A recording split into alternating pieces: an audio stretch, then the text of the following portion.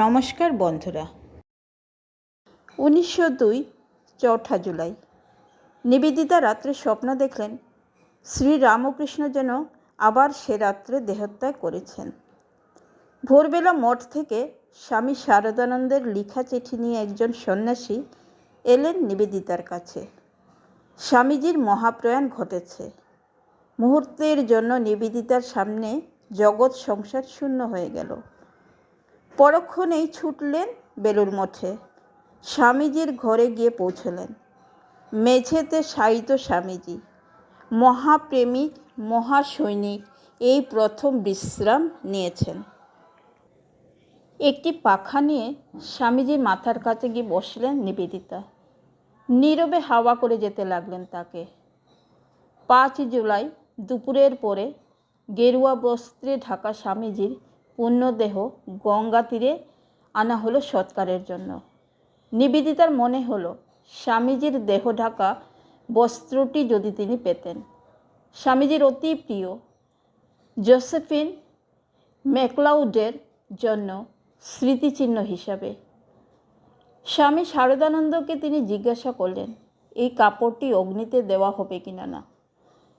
স্বামী শারদানন্দ তার মনের কথা বুঝতে পেরে বললেন, নিবেদিতা যদি ইচ্ছা করেন তবে ওটি নিতে পারেন।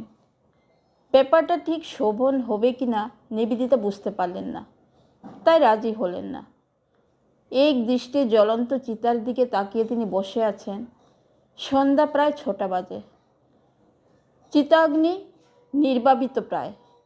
হঠাৎ তার মনে হলো কেউ যেন তার জামার হাতের টান দিল। নিবেদিতা চেয়ে দেখলেন সেই বস্ত্রখণ্ডের একটি টুকরো তার পায়ের কাছে পড়ে আছে। পরম আগ্রহে তিনি সেটি তুলে নিলেন। নিবেদিতা বললেন, আমি জানি আমার কাজ জাতি গঠন করা।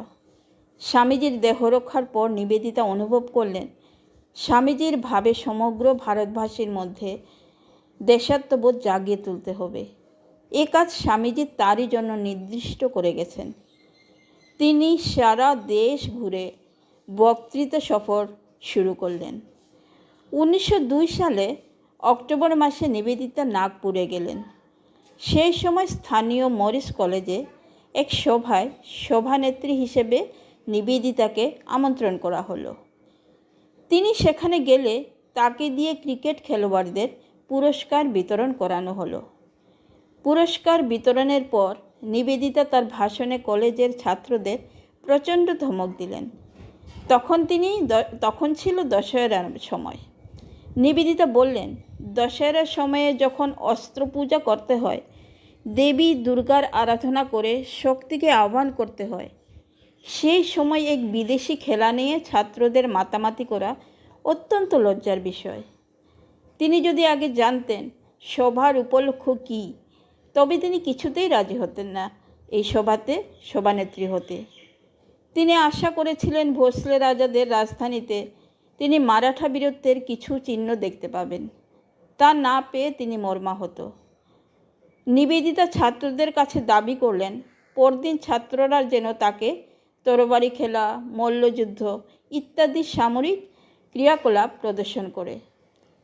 কলেজে বেশিরভাগ ছাত্রই এসব চর্চা করতো না। কোনো রকমে কয়েকজনকে বাইরে থেকে এনে আর কলেজের একজন ছাত্রকে নিয়ে পরদিন তাকে এই ধরনের প্রদর্শনী করে দেখানো হলো।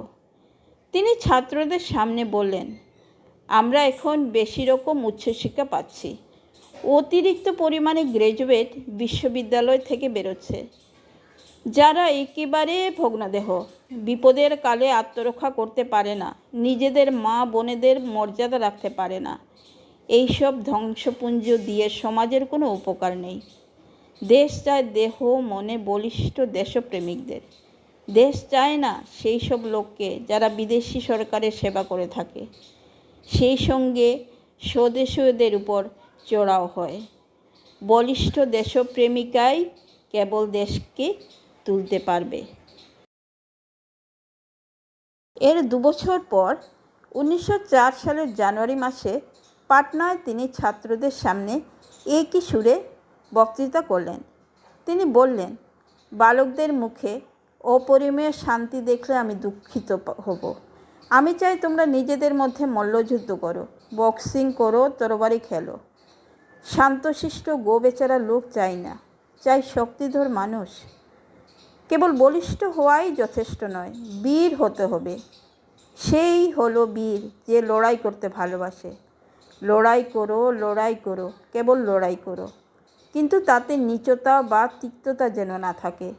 যখন সংগ্রামের ডাক আসবে যেন ঘুমিয়ে থেকো না। 1903 খ্রিস্টাব্দের গ্রীষ্মকাল। নিবেদিতা আসছেন মেদিনীপুরে। তাকে অভ্যর্থনা করতে স্টেশনে অনেক মানুষ উপস্থিত।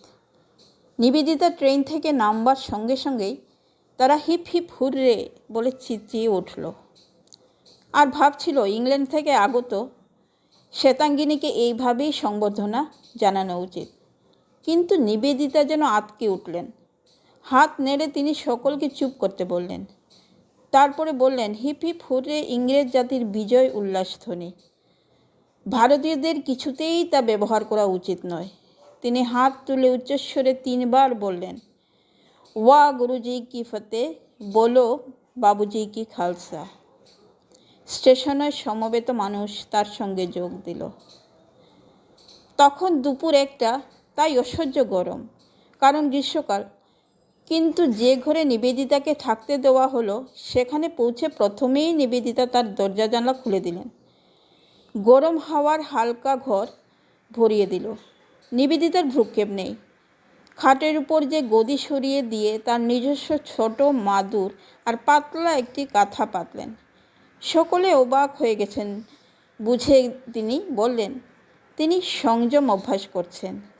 তারা যে কাজে ব্রতী হয়েছেন তাতে এ ধরনের সংযম অভ্যাস করা উচিত। দেশকে যারা স্বাধীন করতে চায় তাদের কোনো রকম বিলাসিতা শোভা পায় না। নিবেদিতার প্রথম দিনের বক্তৃতায় প্রচুর লোক এসেছিল, কিন্তু তার রাজনৈতিক উত্তেজনাপূর্ণ বক্তৃতা শেষ হবার আগেই ভয়ে অনেকে সরে পড়লেন। স্থানীয় একজন অবসরপ্রাপ্ত সরকারি কর্মচারী ব্যাপারটা তাকে বললেন। তিনি বললেন যে পরের বক্তৃতায় এজন্যই হয়তো বেশি লোক হবে না। নিবেদিতা উত্তর দিলেন, আপনি আমায় ভয় দেখাবেন না। আমার শিরাতে স্বাধীন জাতির রক্ত এখনও প্রবাহিত।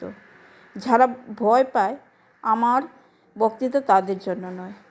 এরপর সত্যিই লোকজন কম এলো।